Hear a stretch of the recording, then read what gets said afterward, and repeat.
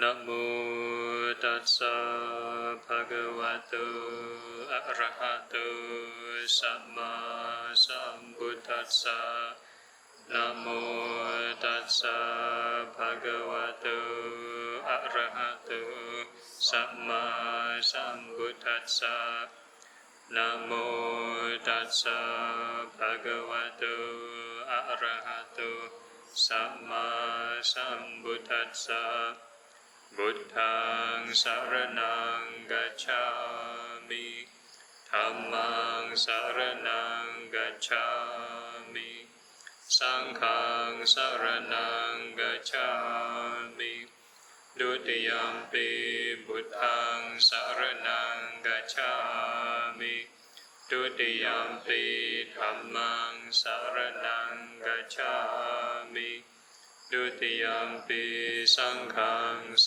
รณังกัจฉามิตติยัมปิพุทธังสรณังกัจฉามิตติยัมปิธัมมังสรณังกัจฉามิตติยัมปิสังฆังสรณังกัจฉามิ The next page, Vandana. อิติปิโสภะคะวะอะระหังสัมมาสัมพุทโธวิจจาจารณสัมปันโนสุขโตโลกวิทูอนุตตโรปุริสธัมมัสสารติสัทธาเทวมนุสสานังพุทโธภคะวะติสวากขาโตภะคะวะตาธัมโมสันติติโกอาการิโกเอหิปัสสิโกโอปานัยโกปัจจตังเวทิตาภูวินยูหิติสุปฏิปันโนภะคะวะโตสาวกสังโฆปุจจุปฏิปันโนภะคะวะโตสาวกสังโฆญาญาปฏิปันโนภะคะวะโตสาวกสังโฆสามีจิปฏิปันโนภะคะวะโตสาวกสังโฆยะติดังจัตตาริปุริสยุกานิอัตตาปุริสภูกาลังสัพพะคะวะโตสาวกสังโฆอาหุเนโยปาหุเนโยตาคิเนโยอัญจลิการณิโยอนุตตรังปุญญเกตังโลกัสสติ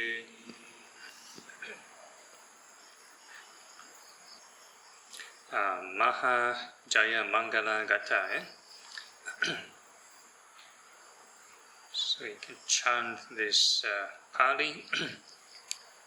Maha Karuniko Nato Hitaya Sabbapaninam Puritawa Parami Sabba Pato Sambodhi Muttamang Etena Sacha Vajena Hotu Te Jaya Mangalang Jayanto Bodhiya Mule Sakayanang Nandivatano Evang Tang Jayo Hotu Jaya Sujaya Mangalang Sakatawa Buddha Ratanang O Satang Uttamang Varang Hitang Deva Manusanang Buddha Tejena Sotina Nasantu Padava Sabbe Dukkha Upasamintu Te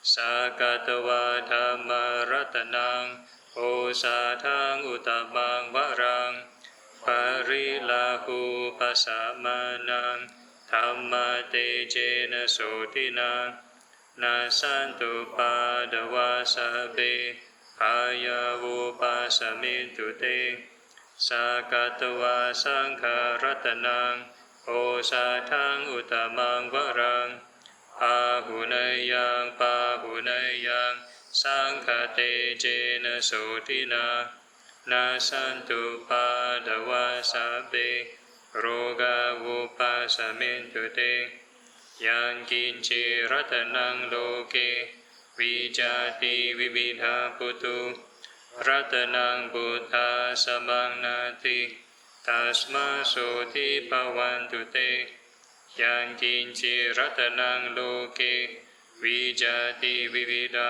ปุตุสมังนาติตัสมาโสทิภวันตุเตThere's one more verse missing, so we just replace the Dhamma with the Sangha.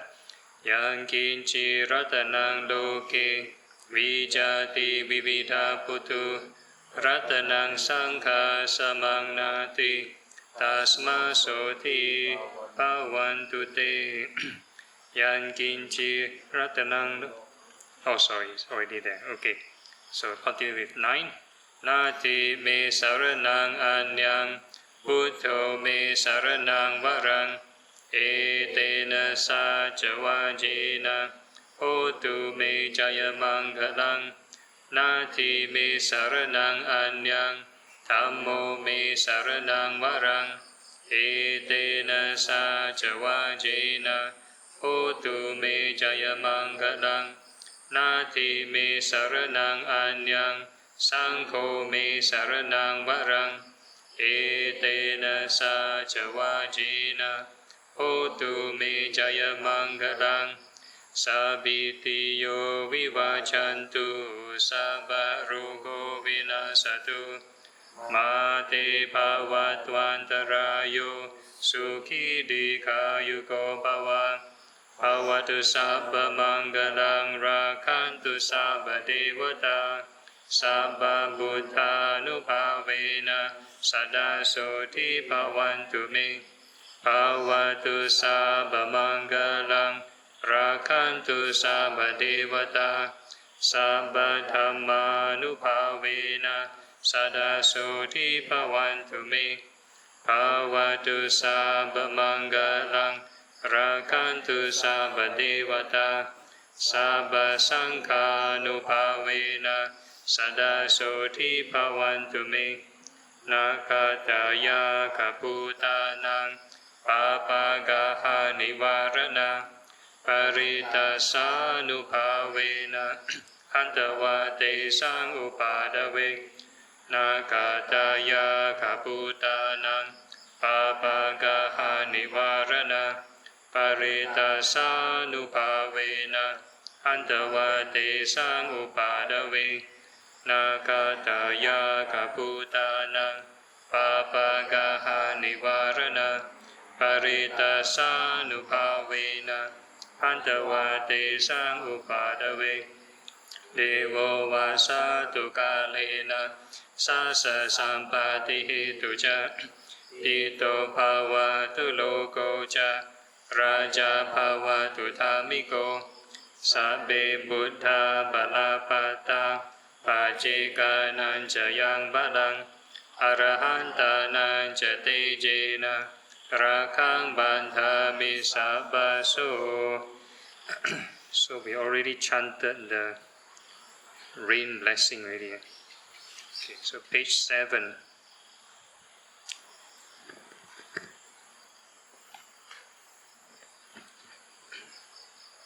Dedication of merits to the Devas.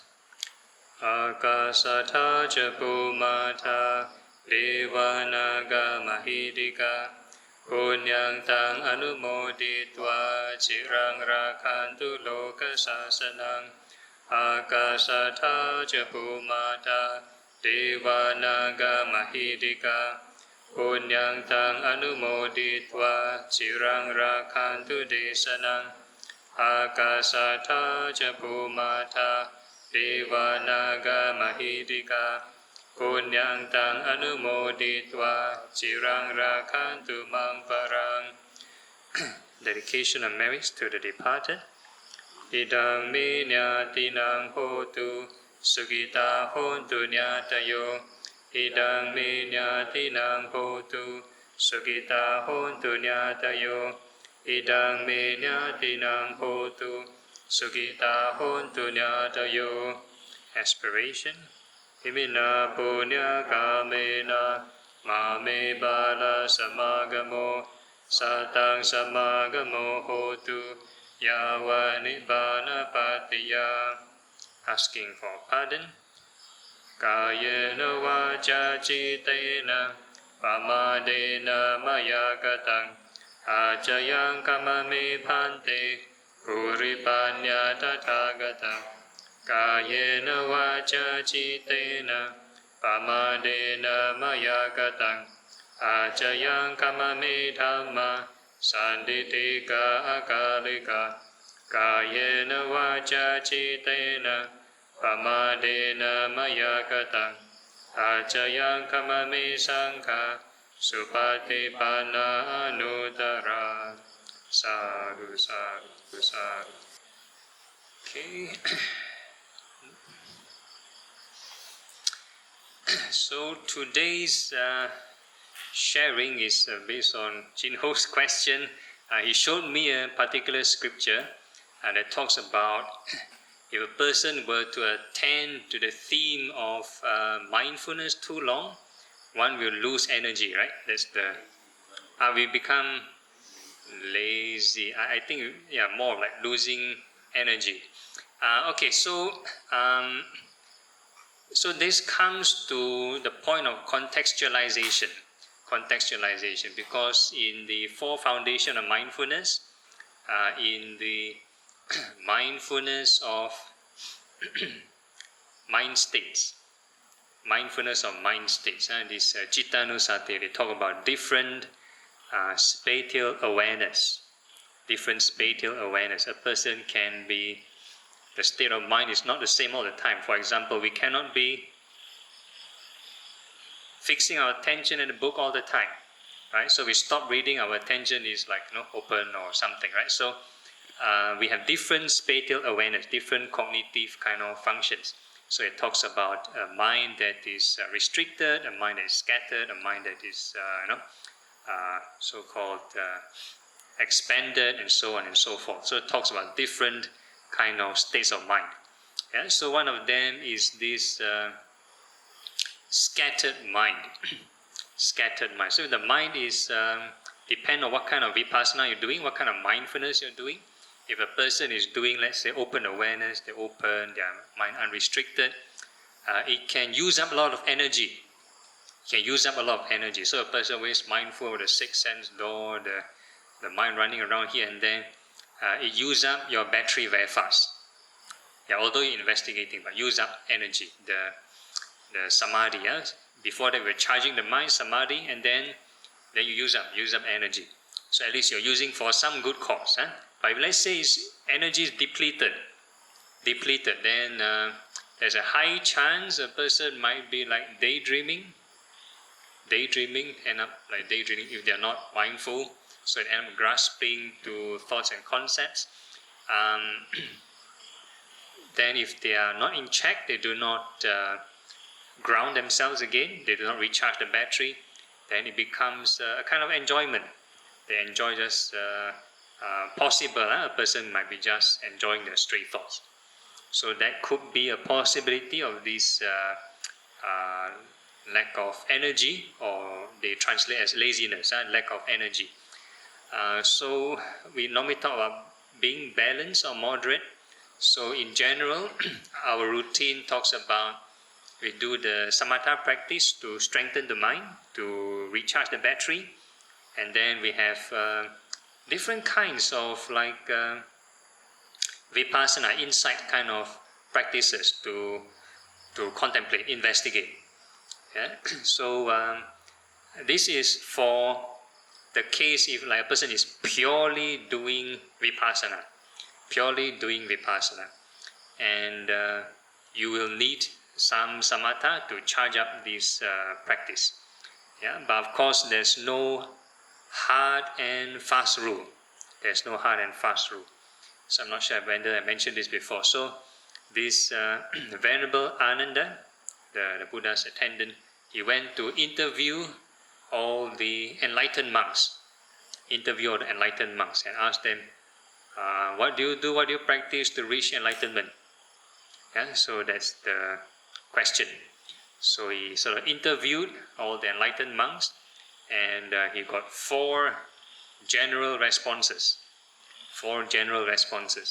So the first group, they do the samatha first. That means they charge out a battery, and then they do the insight, the mindfulness or the vipassana. Then they reach enlightenment. So that's the first group. Then the second group is very interesting. They just do vipassana. They do vipassana, then they enter a kind of calmness. Depends on interpretation. Some say they do vipassana first, then they do samatha, then they go enlightened. But if you want to talk about pure vipassana route, they can do vipassana. If let's say they sort of trigger these 7 factors of awakening, they get this kind of samadhi through insight. So eventually they get enlightened. So that's the second group. So the third group is they do both samatha and vipassana together. That means while doing jhanas, they think of impermanence, a bit of like what we are doing. Yeah? So combine both samatha and vipassana together, and they reach enlightenment. That's the third group. And the fourth group is a bit interesting. The fourth group is they have certain doubt in the Dhamma. And they keep asking until they realize the truth. So a bit like the Zen tradition. There's certain, like the Quran or something, they keep asking, who are you? What's the sound of one hand clapping? Then they ask until their mind is clear and they reach the truth. So something like that. So these are the 4 groups of practitioners. So there's no hard and fast rule. You want to do samatha first or you want to do vipassana first. So is for you to see the situation. So ideally, if a mind is very scattered, let's say your mind like no battery, is all over the place, very scattered, then ideally one should do some samatha to charge up the battery. So that would be the ideal case. And if the mind is, let's say, already too much battery, then you end up just enjoy the peace only. Then you should switch to vipassana. You should do some investigation, observe this impermanence and so on. So that is the ideal kind of strategy. Yeah. Okay, so I'm going to add on. Because sometimes the people mix up like the jhanas and samadhi and nimitta. So all these terms will come together. So people do not know which is which. Some people think jhanas must see light, or jhanas means must have psychic power, that kind of thing. So there's a lot of I would say misunderstanding and lots of misconception because probably when the teachings are passed down, someone was asking about transmission, through oral transmission, because not all of them memorize all the scriptures, so they memorize part of scripture, another group of monks memorize part of scripture, so maybe their understanding might be this context, certain context, and another monk might understand this context, so may not have the complete picture. And of course, through the years after the scripture was put in writing, I mentioned that the scripture is like piled up to the height of 7 adult elephants, and the sutta is like all over the place. So if a person wants to find a topic, let's say on samadhi, they want to flip the sutta, flip which chapter, they have to read through everything to find the bits of here, bits of there. So nobody in the right mind will want to flip through the whole Tipitaka to find a certain topic. So down the line, some commentator, I think Buddha Gosa, is it? Yeah, Buddha Gosa. So he wrote this, or before Buddha Gosa, there's already another monk that wrote a manual. So it's based on some of his understanding on the scripture. Then he come up with this manual called Vimutti Magga, Path to Liberation. Yeah, Path to Liberation. Then after probably 1 or 2 generations down the line, there's another monk who came from India. So he's a commentator. He's kind of like helped to translate all the commentaries from I can't remember what language to what language. But anyway, he translated all the commentaries for the Sri Lankan people. And so he basically is like the master of the commentaries. So he came up with his own book, a bit like his own thesis. So it's like a manual, a thick book. So it's called the Visuddhimagga, called the Path of Purification. So somehow most of the Theravada schools will be using this one, Path of Purification. So Chinese is called Qing Qing Dao Dun. So this is the book which most so-called Theravada schools are supposed to use. And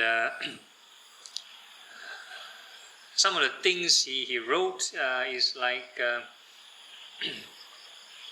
or rather why people use this book is because nobody in right mind will flip through all the Tipitaka. So this book is at that time a bit like the free distribution Dhamma book.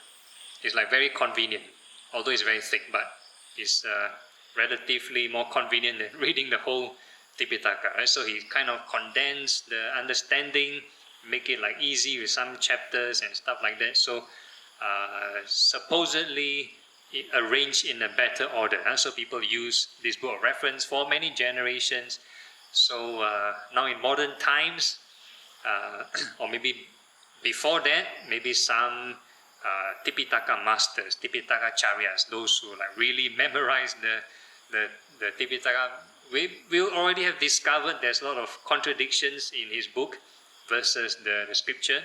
And now with modern times, with Google, you can Google the suttas and find that, okay, there's a lot of differences, contradictions. So, but anyway, just to share a few on these samadhis. So I might have shared with some people before.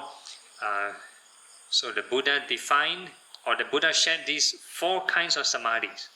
There are 4 kinds of samadhis. So the first kind of samadhi is the jhanas kind of samadhi, so which we've been talking about quite often. So jhanas is the right concentration. The objective is to make the mind calm and contented. So that's the objective. So that's to recharge the battery. So that's this is the function of jhanas, and to recharge the battery. And jhanas alone, without insight, is sort of not advisable actually in a Buddhist teaching. So the Buddha give example of an ordinary yogi who practices jhanas. Whatever level of jhana they may attain, after they pass away, they are sort of reborn in like a Brahma world, in heaven, depending on which jhana they're in. So after they use up all the karma, all the good karma from the jhanas, and if they never create any more good karma, then they'll be reborn back down, so downgrade. And so if they use up all the good karma, then what is left is the bad karma, predominantly bad karma. So back down even to the lower realms. It can be even hell realms or ghost realm or animal realm. So that is the situation for jhanas only. So that's why we encourage jhanas with insight. That means you need to reflect on impermanence and detachment. Because if a person just stick to that nice, peaceful feeling forever, then end up, if the next life you're born in the so-called Brahma world, you just enjoy the state forever. You don't want to actively do something good, something like that. So you just stuck with that nice kind of emotion. So we don't want to develop this kind of habitual clinging. Okay, so so the Buddha gave examples of noble one's disciple, a noble disciple. That means the Buddha's disciple, if they were to do jhanas and they were to, of course, have some insight after they're reborn in, let's say, in the so-called Brahma world, then depending on what level of realization, then they can proceed further. No more rebirth in the lower realms. So that is the first kind of samadhi called jhanas. And the second kind of samadhi is got to do with this psychic power. So this one is visualization of light. Visualization of light. So a person have to visualize like the whole day and night. Whole day and night. So this will develop, we call this thing higher knowledge and vision. So that's the function of this visualization.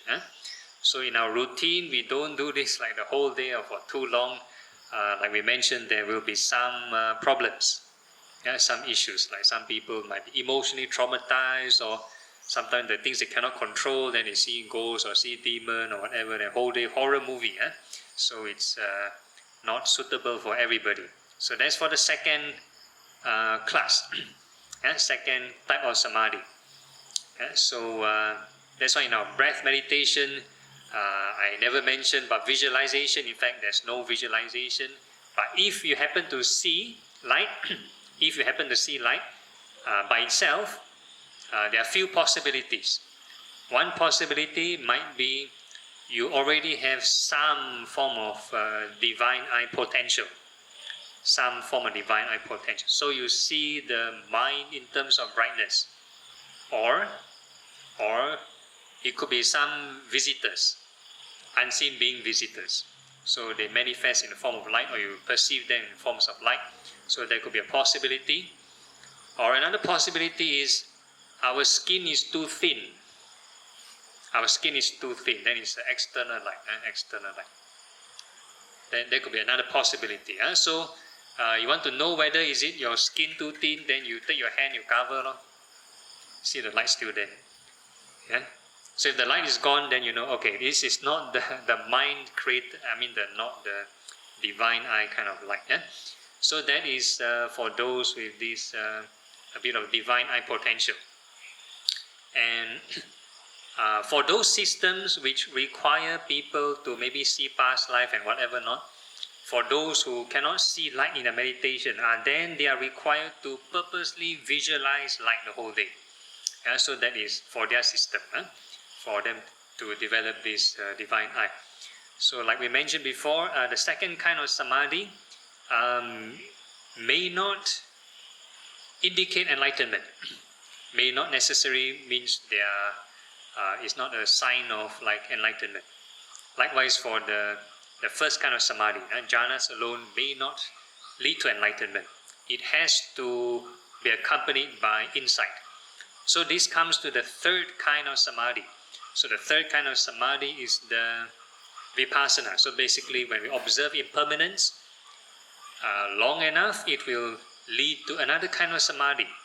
So that's got to do with the bojjhangas and the 7 factors of enlightenment. So one of the chain reaction, it will lead to this insight-related samadhi before equanimity. So that is the third kind of samadhi.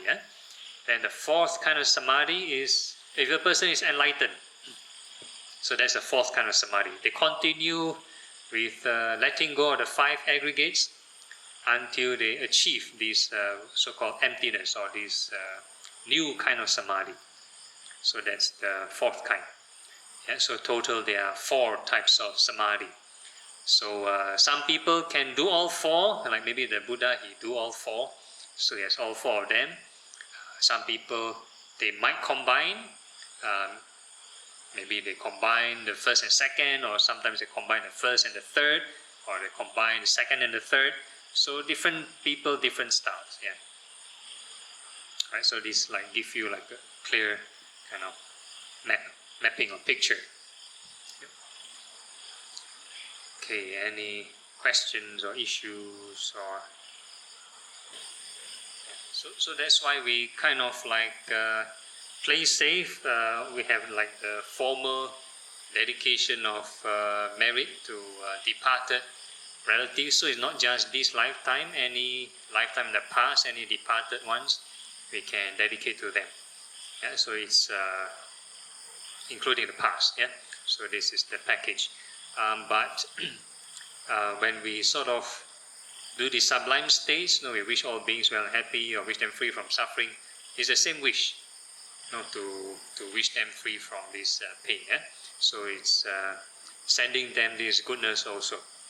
So we don't have to purposely like visualize like any person, because we have no idea how they look like. So it's we use the non-discrimination approach. So the whole idea is why we don't visualize in our 4 sublime states is because once we think of anybody, any species, any animal, sure we have feelings, either pleasant, unpleasant, neutral feelings. Sure have one. Let's say you meet a certain dangerous animal and you go and think of, visualize it. Sure we have maybe fear or aversion. So fear or unpleasant feeling. Then it will affect the emotion. So we try not to visualize first, then we're going to just non-discrimination, all beings made of the elements. So we're going to just be kind of neutral about it. And if let's say you visualize an image or something that you like, or you're this thing very cute lah, very nice looking lah, then again you kind of contaminate and create a different emotion.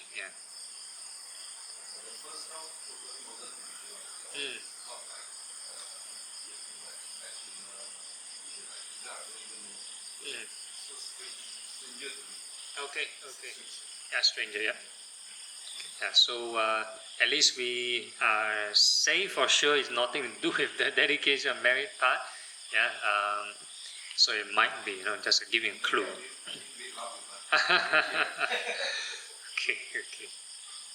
It's more on the intention. Because those beings probably won't understand our language also. It's got to do with the intention. Okay. It's like, how many of you study Pali? Learn Pali language, Nobody, right? So, any other questions? Why some people have divine eye? I mean, if let's say the kid was just born like still young. Some people are born with it, so it might be genetics, might be past life karma, might be past life cultivation. So got a few factors. So this one has got to do with a bit of post-canonical idea. There are 5 kinds of cause and effect. Not everything is karma, Not everything is because of karma. The first one is, we call it the mechanical kind of cause and effect. Mechanical kind of cause and effect. For example, if I lift an object, and if I let it go, so this one is subject to law of gravity, right? Nothing to do with karma.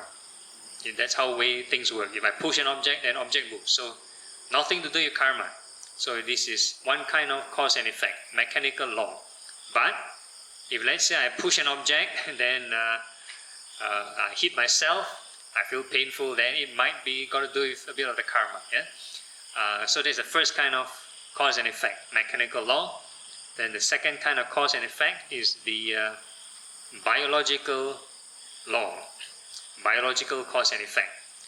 So this one suttas got mentioned, like things like bodily functions, normal bodily functions. I give maybe a more simple one. Maybe planting a tree. If you plant a seed and the plant grows, nothing to do with your karma. It's got to do with biological cause and effect. So this is the second kind of cause and effect. The third kind of cause and effect has got to do with karma. So karma, we've been talking about it.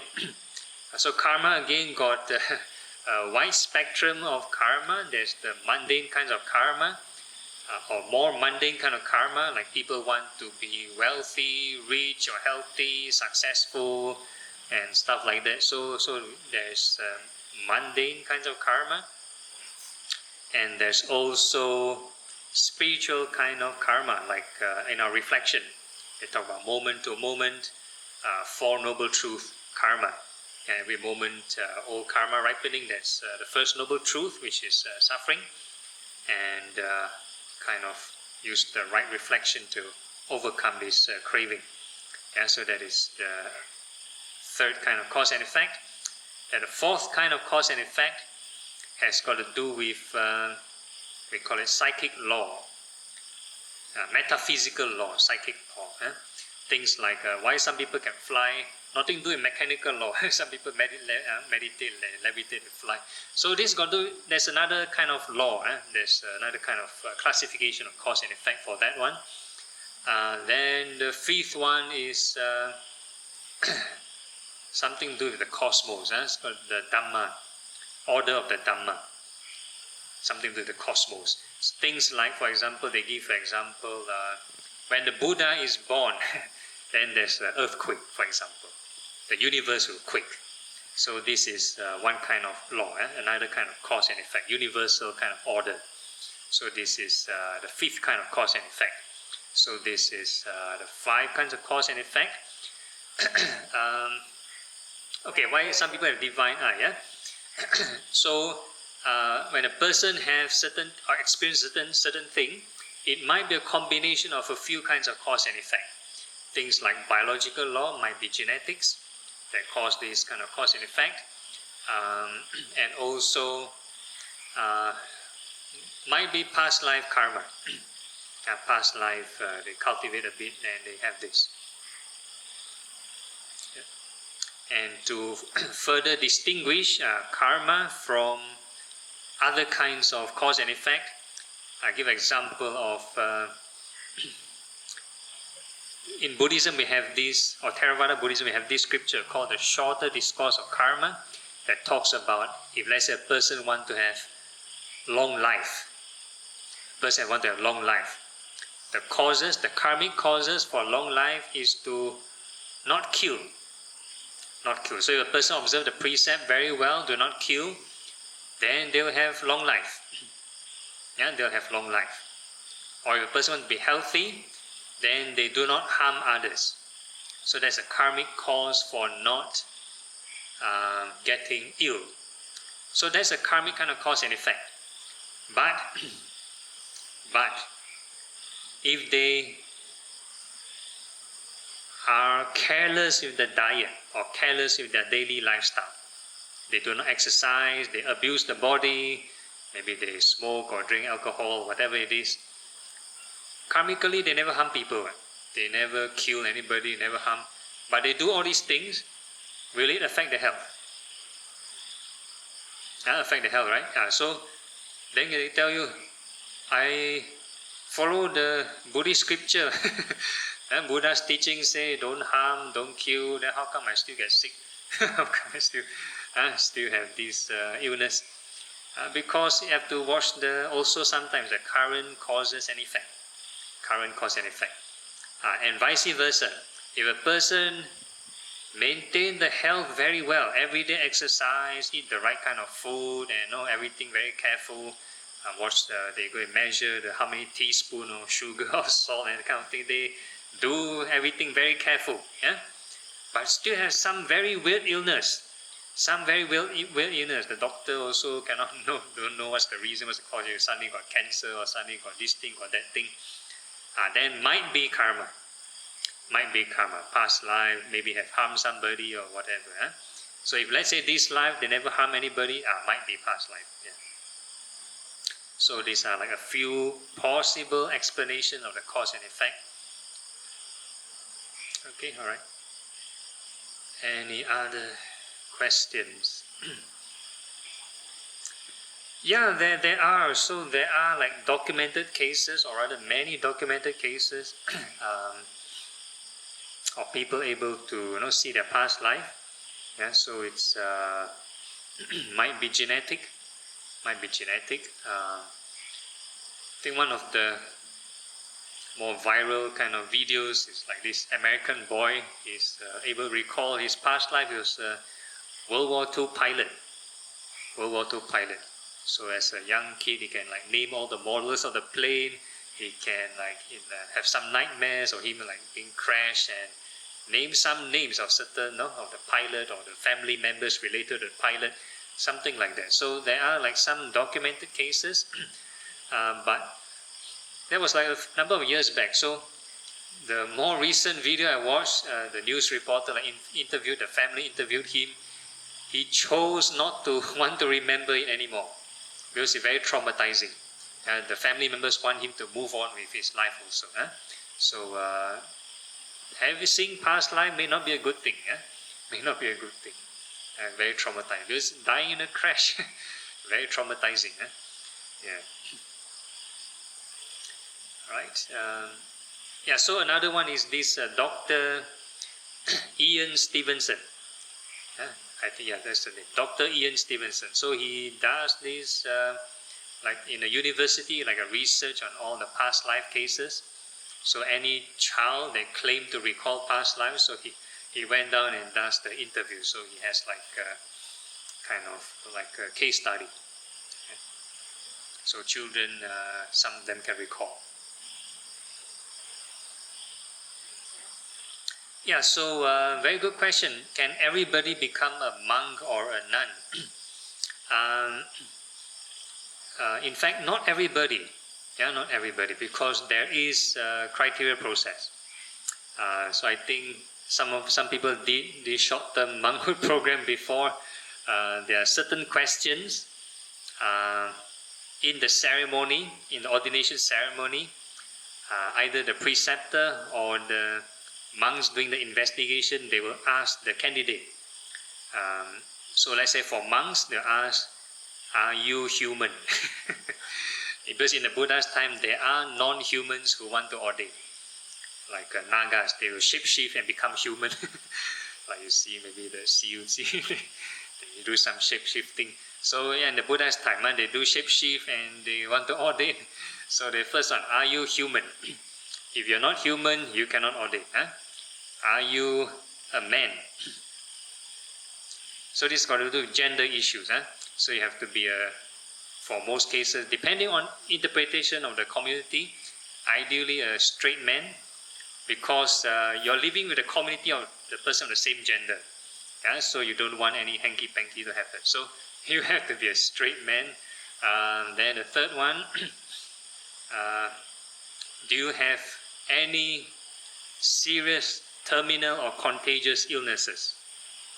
Serious terminal contagious illnesses. So in the past, they mentioned a few, like maybe like leprosy and stuff like that. So nowadays, modern diseases also might have changed. So like I think now there's a requirement, people need to do like HIV tests and stuff like that. So in the Buddha's time, there's no HIV, no such thing as HIV. So but now there's times move on. So it depends on each community. What is this serious illness? So they'll test. Then the fourth one, do you have any kind of financial debt? Do you owe anybody any kind of debt, financial debt? So you need to clear. You cannot be owing people money. They ordain, and then these people come knocking at the temple door. Hey, return my money. So then the temple have to like pay the money for you or something. So they don't want that. Then the fifth one, do you owe anybody any services? Like owe the government any service, owe the king, owe the government any unfinished business, any kind of unfinished business. So like for the case, for Singaporeans, like maybe for the national service and stuff like that. So this is the fifth one. Yeah. And the sixth one, I think, is parental approval. Parental approval. Yeah. Do you have both parents' approval? And if let's say a person is already married, do you have the family's approval, the spouse's approval? So this is the same reason that you don't want them to come knocking at the temple's door and demand you to return and stuff like that. Yeah, so these are like some of the main ones. I've forgotten the rest. So do you have like your bowl, your robes? So in the Buddha's time, when they start off, it's quite like a poor religion, poor community. So the candidate have to bring their own bowl and robe. The temple will not sponsor them. You have your own bowl and robe. So you need to come ready with your bowl and robe, then you can ordain. If you do not have your bowl and robe, you cannot ordain. But nowadays, maybe certain temples or some temples, maybe they're quite well stocked in their supplies. They have the bowl and rope, so they will just prepare for you, so you just use their logistics. Yeah. So so these are like the few criteria. So you want to know more, you can actually normally use Google. The Buddha Net, they have this book on the monk ordination criteria. Yeah, so this for monks, for men. So you ask for women, again, this might be an interesting or sensitive topic, depending on which tradition. Okay, so in the Mahayana tradition, the nuns order is still legal, is still official. So anybody that ordained in the Mahayana tradition, all the other traditions, no issues. They won't complain. People that ordained in the Mahayana nuns tradition, because it's still official, and kind of like they still have the lineage, right? So the hoo-ha is when the Theravada tradition, when there's this so-called the nuns order. So there's like it's a kind of like divisive issue. Some say they are nuns, some say they are no nuns, and the problem is when people want to ordain in the Theravada, so-called the nuns order, then the group, or the so-called the majority of the group that deny the nuns ordination, they will say because of the loss of the lineage. So at one point of time, there were no more nuns in history. There was one point of time there were no more nuns due to famine, war, whatever reason. Then there is this ceremony where you need at least 4 ordained monastics to ordain one new candidate. So like for monks, you need 4 monks to ordain one new monk. So for the nuns, the same thing. You need 4 nuns, minimum 4 nuns to ordain one new nun. So that's the ritual. So somehow in the Theravada history, the nuns order less than 4. Less than 4. So they cannot carry out the ceremony. So once they cannot carry out the ceremony, everything died down, then extinct, considered extinct. So that's their main argument. So the nuns order extinct for quite a number of centuries, I think. Then in the 1990s, early 1990s, then there's this Sri Lankan lady went to research and found out that Sri Lanka has, last time, missionary nuns go to Korea and spread their teaching and have their nuns ordered. So she had some discussion with some of the Sri Lankan monks, and they decided, okay, let's go ahead with the ceremony. So what they did was, because there were no nuns at that time, so they invited Korean nuns to so-called conduct the ceremony. So it's a Mahayana nun kind of ordination. Then they need the Theravada monks to sort of like confirm and do the conversion, convert to like Theravada.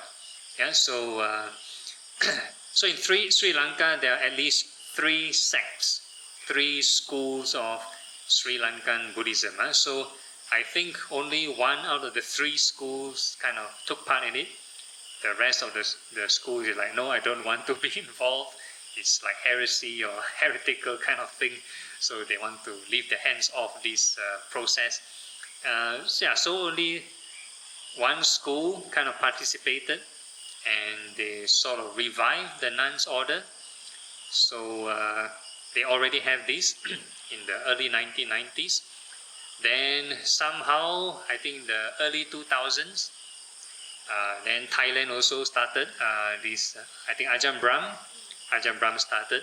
So he also did the same thing, invited the Korean nuns to conduct the ceremony, and he had his community of monks to do the double kind of ritual to like confirm.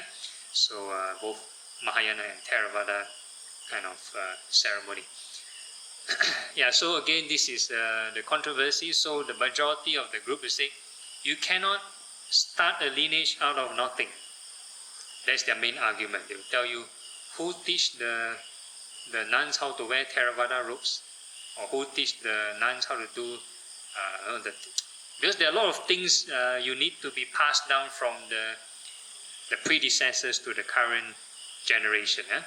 But the fact that these new revived orders, they need to get the instructions from another tradition, and then they claim to be following Theravada tradition, the bhikkhuni or the nuns kind of lifestyle.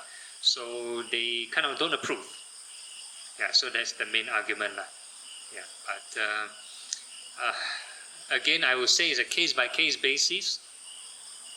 If the person who sort of ordained, they really want to renounce and they think that in that particular lifestyle, they can channel more effort full-time in their practice, and they do improve, then the ordination serves them well.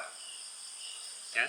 So there are people who go through very official, politically correct ordination ceremonies, but don't make use of the ordination. They do a lot of things which are not part of the spiritual life, and it kind of defeat the purpose also. Yeah? So I would say it's case-by-case basis. This is my personal opinion. Yeah, so not everybody can become. So for my friends, let's say female friends who want to ordain, I will still recommend them the Mahayana route, because if they ordain in the Theravada route, what will happen is only a small communities will accept them. Because if a person want to follow the so-called the bhikkhuni precepts, the nuns precept, like they cannot touch money or they cannot do a lot of things, they have to go for alms round. So if they go to the monasteries that do not acknowledge their ordination, they will treat them as a lay women. Yeah, I don't acknowledge your ordination. No, why must we offer things to you? Something like that. So they cannot stay in those monasteries. So their place of residence is very inconvenient. Only a small communities will accept and house them. So very inconvenient for them. Yeah. So that's the issue. So if want to ordain, go to Mahayana tradition. Like Taiwan is like prospering and stuff like that. Yeah. I saw some Tibetan nuns also. Yeah, so like Tibetan, I think some of the lineages, they also have to cross ordain. They need to go to Mahayana tradition to ordain and bring back that ordination to Tibet. Like this Venerable Tutan Children, the American nun, I think she went to Phra Goh to ordain. Phra Goh to ordain. So they have to go back and probably discuss with some of the lamas and to know what kind of ritual they do to convert. But then again, there are lots of like different pockets, different people who don't agree with their ordination. Yeah, so again, I would say it's a case-by-case basis.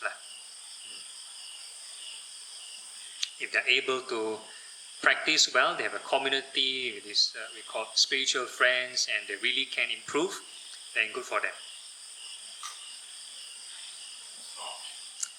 Okay, yeah, so this is one of the social issues in Singapore, or I do not know whether it's part of Malaysia, because Malaysia very big, lots of empty kind of monasteries. In Singapore, very different. Land is very scarce. So there are few factors. Probably one of the main factor is sometimes even myself last time as a lay person, we get to attend talks or lectures by foreign Dhamma speakers. So some organization invites certain teachers from overseas, then they come and give Dhamma talk. Then you're so inspired, wow, this teacher is so great. So you follow the teacher to their country, then you request for ordination. Then if let's say they get ordained, then their visa expire.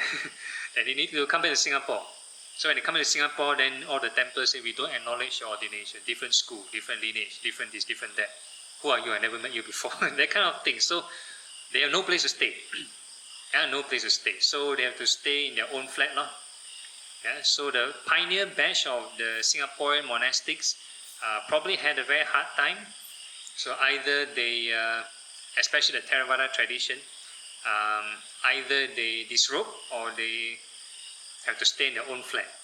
Yeah? So they have to rely on their own kind of relatives to support them or their friends to support them. So that's the issue. So got some pros and cons also. I won't say totally bad. Because in Singapore, especially the newer land, so the temples that built in those new kind of regulations, they give you only 30-year lease. 30-year lease. So every 30 years, the temple have to repurchase the land again. Repurchase the land again. So it's like the temple have to be busy raising money. So if the person is like living in their own flat, they don't really care about raising money. They just live a simple life. They don't use too much of the expenses. Can be quite sustainable.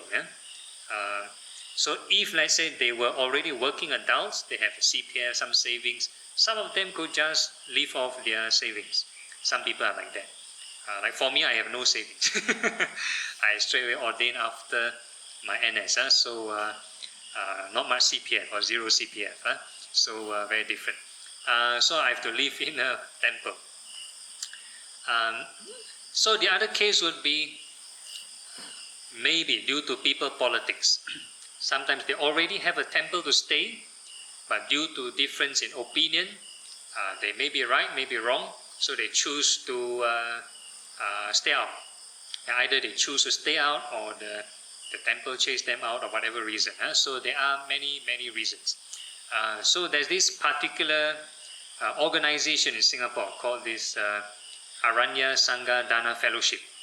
So this is ground up like a social service kind of a group. So there are some lay devotees who are like social workers, they are Buddhists, and they wanted to do something about it, how to support these monastics who are like living alone in their home. Because in a temple setting, it's like open to public, people know it's a temple, so people can come in to make offerings. But HDB flat is like one corner, how many floors above, people don't know your existence, so very hard to get support sometimes. So there's this organization that kind of help them. So organize like spring cleaning for them, organize Visa or New Year function, lunch dana for these monastics.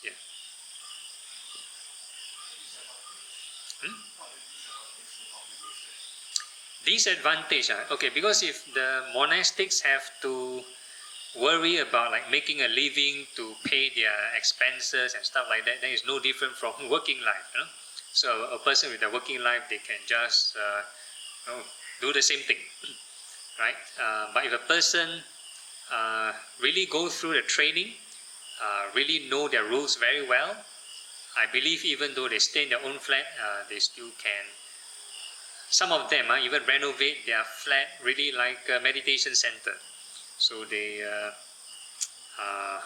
they fully make use of the whatever limited resources they have to continue their practice. So I would say it's a case-by-case basis. And of course, the case of monastics, in the monasteries or temples who really need to raise funds, then they might be living a more hectic life than those in the HDB flat. Patimokkha. Okay, very good question. So, like recently, maybe yesterday or past 1 or 2 days, the full moon. Because I'm alone also, so I can't recite the Patimokkha. So the requirement is you need at least 4 monks in proximity. Then you can come together to recite the Patimokkha. But if let's say you're alone, then you declare self-purity. That means we do our own confession, and that's it.